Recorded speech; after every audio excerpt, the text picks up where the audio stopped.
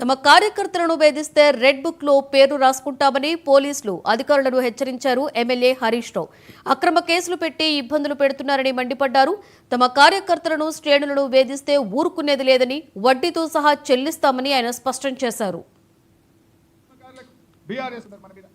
నిన్న కూడా గౌతమ్ని తీసుకుపోయి అరెస్ట్ చేసి రాత్రంతా పోలీస్ స్టేషన్లో పెడితే బీఆర్ఎస్ లీగల్ సెల్ అద్భుతంగా పోరాడి గౌతమ్ను బయటకు తీసుకొచ్చింది.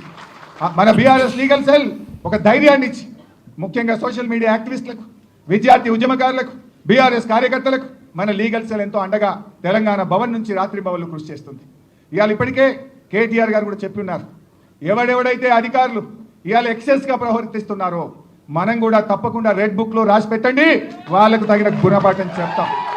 అనవసరంగా అన్యాయంగా మా బీఆర్ఎస్ కార్యకర్తలు వేధించిన, అక్రమ కేసులు పెట్టినా దానికి తగిన మూల్యం చెల్లించుకోక తప్పదు.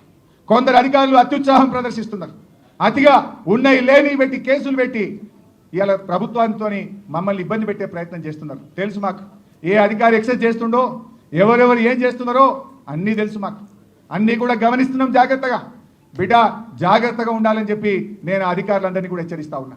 పోలీస్ అధికారులే కాదు, ఇతర అధికారులు కూడా ఉద్దేశపూర్వకంగా వివిధ సందర్భాల్లో మా కోఆపరేటివ్ చైర్మన్లను, మా సర్పంచ్లను, మా ఎంపీటీసీలను, మా జడ్పీ చైర్మన్ల మీదనో ఎంక్వైరీలు వేసుకుంటా, కమిషన్లు వేసుకుంటా ఇబ్బంది పెట్టే ప్రయత్నం చేస్తున్నారు. Vigilance enquiry